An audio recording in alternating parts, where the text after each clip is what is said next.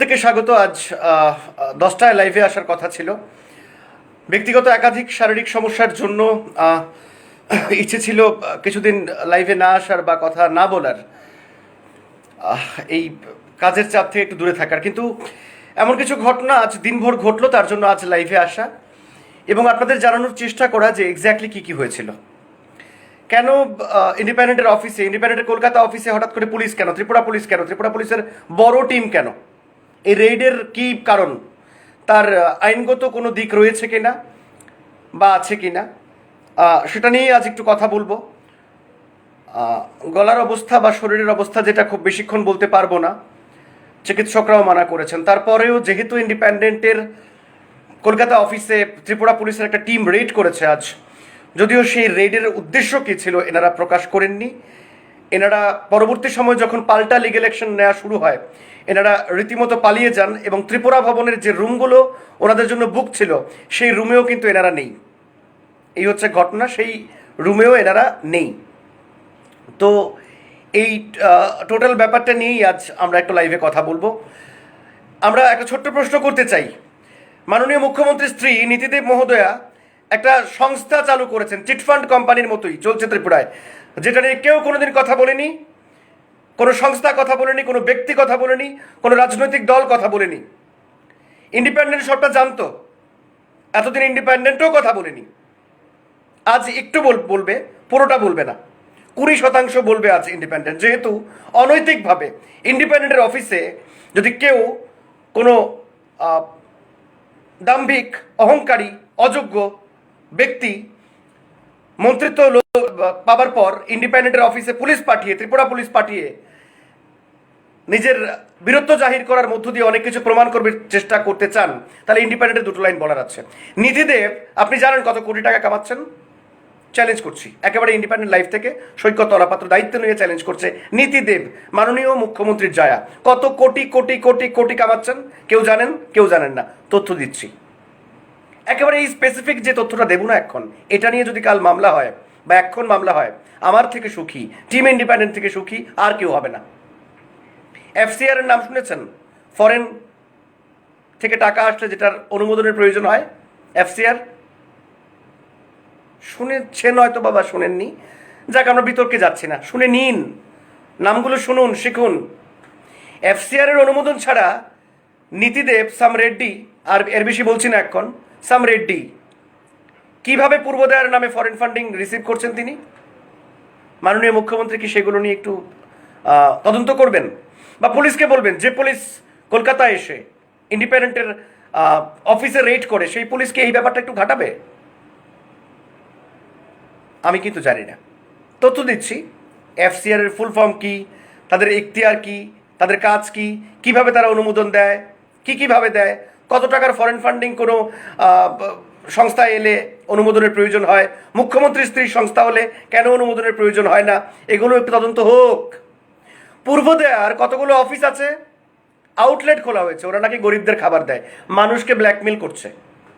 কোনো কন্ট্রাক্টরকে, ঠিকাদারকে ফোন করে বলছে, এই ওই কাউন্টারটা ভরিয়ে দিবি পূর্বোদয়ার শঙ্করচমনি, ওই রাধানগর ওটা ভরিয়ে দিতে হবে, এগুলো করছে। তো নীতিদেব করছেন না, নীতিদেবের যে চেলারা আছেন এনারা করছেন।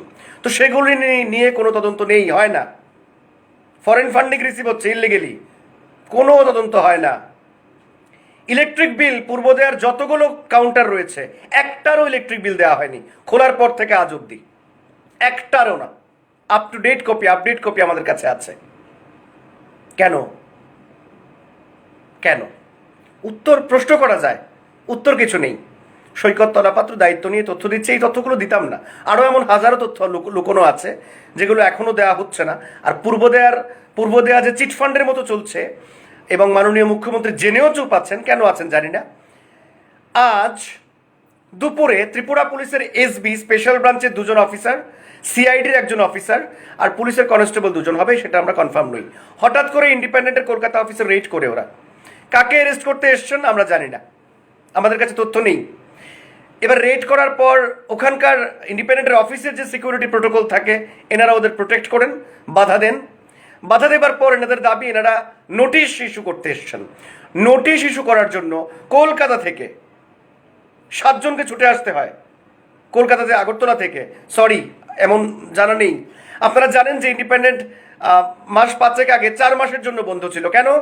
একাধিক ধারায় ব্যক্তি সৈকত তোলাপাত্র, অর্থাৎ যাকে আপনারা এই মুহূর্তে খুব ভালোভাবে আপনার মোবাইল স্ক্রিনে দেখতে পাচ্ছেন, মাথায় চুল কম, দেখতে অনেকটা অমিত শাহর মতো, তো ওই লোকটার বিরুদ্ধে মামলা করা হয়েছিল। সেডিশন অ্যাক্ট, দেশদ্রোহিতা থেকে শুরু করে যা যা সম্ভব সবগুলোই করেছেন। 5 প্রমোটি আইপিএস সেই এফআইআরটা করেছেন, নাম অরিন্দম বাবু। আদালতে মামলা টেকেনি। এবারে তারপর আবার পুলিশ পাঠিয়ে এবার গোপনে অপারেশন। আমার প্রশ্ন, ইন্ডিপেন্ডেন্টের প্রশ্ন, আমাদের প্রশ্ন, একটা স্টেট পুলিশ আরেকটা স্টেটে এইভাবে পুলিশ পাঠিয়ে রেড করতে পারে কি? তার জুরিডিকশনের বাইরে, তার পিএস জুরিডিকশন, তার গভর্নমেন্ট, তার হাইকোর্ট, তার লয়ার কোর্ট, সবকিছু জুরিডিকশনের বাইরে আরেকটা রাজ্যে গিয়ে এটা করা সম্ভব? প্রশ্ন করছি। আমরা সাংবাদিকতার ছাত্র, আমরা আইনগত ব্যাপারটা বুঝি না।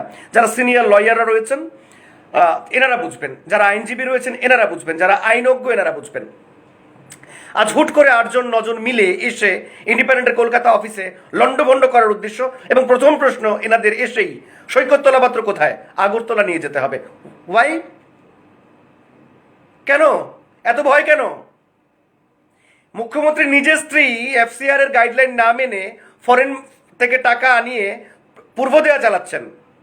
যে পূর্বদেয়ার আউটলেটগুলো অবৈধ জমিতে নেয়া, বেশিরভাগ, সবকটা নয়, যার একটাও ইলেকট্রিক বিল দেওয়া হয়নি, সেগুলোর তদন্ত নেই। বিরোধীদের বাড়িঘর ভাঙা হলে অস্বাভাবিক মৃত্যুর নামে ইউডি আনন্যাচারাল ডেথ 174 নেয় পুলিশ। 302 মামলা 174 এর রেজিস্টার করা ত্রিপুরা পুলিশ এভাবে বহির্রাজ্যে গিয়ে সংবাদ মাধ্যমের অফিসে রেড করতে যান। Wow, so funny. সম্ভব, এটাই আইন। গাঁজা পাচার করতে গিয়ে ত্রিপুরা পুলিশের একজন জনজাতির অংশের মানুষ, বাসিন্দা, তেলিয়ামোড়ার ওদিকটায় থাকেন, তিনি গাড়ি দিয়ে চাপা দিয়ে হত্যা করে দেওয়া হলো। কোনো কেন্দ্রীয় মন্ত্রীর কাছের লোকের, ভাইয়ের লোক বলে কোনো তদন্ত হলো না। সেই পুলিশ মুখ দেখায় কলকাতা এসে ইন্ডিপেন্ডেন্টের অফিসে রেড করে। সৈকত তোলাপাত্র দায়িত্ব নিয়ে বলছে, আমি জানি ত্রিপুরা পুলিশের সবাই নয়, একটা অংশকে নির্দেশ দেওয়া হয়েছে আমাকে এনকাউন্টার করার জন্য। কি অপরাধ? সত্য কথা বলাটা অপরাধ, ঠিক কথাটা বলাটা অপরাধ, মাননীয় মুখ্যমন্ত্রী যেটা ভুল করছেন সেটা বলাটা অপরাধ। বিরোধীদের বাড়িঘর আক্রান্ত হলে সেটা দেখানো, তাদের স্টেটমেন্ট রেকর্ড করা এবং প্রচার করা অপরাধ। ভারতবর্ষে কি আর্টিকেল 21 বলতে কিছু নেই? আমরা অবাক। সবচেয়ে মজার, 4টি লোক গত 4 দিন ধরে ইন্ডিপেন্ডেন্টের অফিসের আশপাশে কলকাতায়, ওদের ব্যাপক মুভমেন্ট ছিল, আমাদের সিসি ক্যামেরায় ধরা পড়ে। ওনাদের পরিচয় দেখাতে পারেননি, কিছু দেখাতে পারেননি। কলকাতা পুলিশ অ্যাক্টিভ হবার পর ওনাদের অবস্থান পরিবর্তন করেছেন। এগুলো কি হচ্ছে? এগুলো হওয়াটা কি প্রয়োজন বা জরুরি? যদি ইন্ডিপেন্ডেন্টের কোনো পার্টিকুলার কোনো অভিযোগের উপর, যেমন আজকে আমি করলাম, তো আজকে আমি পার্টিকুলার লাইন দিলাম তো পুলিশকে মামলা নেবার জন্য, পূর্বদেয়া কোটি কোটি টাকা কামাচ্ছে, মুখ্যমন্ত্রী কি জানেন? ব্যবস্থা নিন। এফসিআর এর গাইডলাইন মানা হচ্ছে না, পূর্বদেয়ার যে বিয়েগুলো আছে, আউটলেটগুলো ইলেকট্রিক বিল দিচ্ছে না, তদন্ত করুন না। এর বাইরেও 1000টা কারণ রয়েছে, 1000টা দিক রয়েছে। এগুলো না করে শুধুমাত্র একটা মাত্র চ্যানেল ইন্ডিপেন্ডেন্ট। এবং আমি আজ একটু অহংকার করে দায়িত্ব নিয়েই বলতে চাই, বলাটা উচিত, বলার সুযোগ এসেছে, সময় এসেছে, যে ত্রিপুরাতে যে যতগুলো নিউজ চ্যানেল আপনারা দেখেন, আমাদের দর্শকরা, সমালোচক, আলোচক, নিন্দুক বা ভালোবাসার প্রিয় মানুষরা যারা দেখেন, আপনারা মনে রাখবেন বা লক্ষ্য রাখবেন যে ত্রিপুরার এই মুহূর্তে একটাই চ্যানেল আছে যারা সত্য কথা বলে এবং যাদের টিআরপি, টেলিভিশন রেটিং পয়েন্ট বলা হয়তো টিআরপিকে, ইন্ডিপেন্ডেন্ট টেলিভিশনে নেই। অর্থাৎ টেলিভিশন রেটিং পয়েন্ট হিসেব সেখানে হবে না, কিন্তু হিসেব যদি হতো, ইন্ডিপেন্ডেন্টের টিআরপি সবচেয়ে বেশি, সবচাইতে প্রথম সারিতে আমরা রয়েছি। রতনলাল নাথ, লোকে যাকে কাতলা মাছ বলে নিন্দা করে, সেই রতনলাল নাথের হেডলাইন্স ত্রিপুরা 10 জন লোকও দেখে না। পা চাটা মিডিয়াগুলো দেখে না। যারা পা চাটে না, সত্যটা বলতে পছন্দ করে, তাদের হজম করতে পারছে না, কোমায় আচ্ছন্ন ত্রিপুরা বিজেপি। তাই কি পুলিশ পাঠানো? আর এসবির স্পেশাল ব্রাঞ্চের স্টাফ পাঠানোর আগে মনে রাখতে হয় নির্দিষ্ট কিছু প্রোটোকল তো রয়েছে বটে না? হুট করে কি এভাবে আসা যায়? নোংরামি যদি হয় তবে নোংরামির অনেকগুলো রাস্তাও খুলে যায়। নিউটনের ওই 3rd ল, 3য় সূত্র, প্রত্যেক ক্রিয়ার সমান এবং বিপরীত প্রতিক্রিয়া থাকে। আজ ত্রিপুরা পুলিশ যেটা করেছে, তার হালকা প্রতিক্রিয়া দেওয়ার পর ত্রিপুরা পুলিশ এসবির 2 জন পালিয়ে যায়। নোট করুন, রেকর্ড করুন, নোট করুন, আমার এই লাইভটা ডাউনলোড করুন। ত্রিপুরা পুলিশের এসবি দুজন পালিয়ে যায় কেন? গ্রেফতার করতে এসে পালিয়ে যেতে হবে? বলুন না কাকে গ্রেফতার করতে এসেছিলেন, বলুন, চেঁচিয়ে বলুন। কলকাতায় কাকে গ্রেফতার করতে এসেছিলেন? কলকাতায় ইন্ডিপেন্ডেন্ট অফিসে কাকে গ্রেফতার করতে গিয়েছিলেন? সৈকত তলাপাত্র কোথায়? সাহস কত বড় 2 টাকার পুলিশ অফিসার? সৈকত তলাপাত্র কোথায়? মানুষের ট্যাক্সের টাকায় আপনারা বেতন নিচ্ছেন, বাইক বাহিনী ভাঙচুর করছে, বাড়িঘর আপনারা কিছু করছেন না। কলকাতায় এসে জিজ্ঞেস করছেন সৈকত তলাপাত্র কোথায়? ওসামা বিন লাদেনের সাথে সৈকত তলাপাত্র কি পার্টনার ছিল? এগুলো বন্ধ করুন। মাননীয় মুখ্যমন্ত্রীর উদ্দেশ্যে অনুরোধ, আইনকে আইনের মতো চলতে দিন। আর ওই আর্টিকেল 21টা না জানা থাকলে পড়ে নিন। That's all. আজ লাইভে আর কিছু বললাম না। ওয়েলকাম, ত্রিপুরা পুলিশকে ওয়েলকাম করছি, আবারও লাইভে এসে ওয়েলকাম করছি। আসুন, অ্যারেস্ট মি, আসুন, খবর হবে, সত্য কথা দেখানো হবে। বিজেপি মুক্ত ত্রিপুরা গড়ার জন্য যা যা করতে হয় ইন্ডিপেন্ডেন্ট সবটাই করবে এবং করবে। That's it. জয় হিন্দ।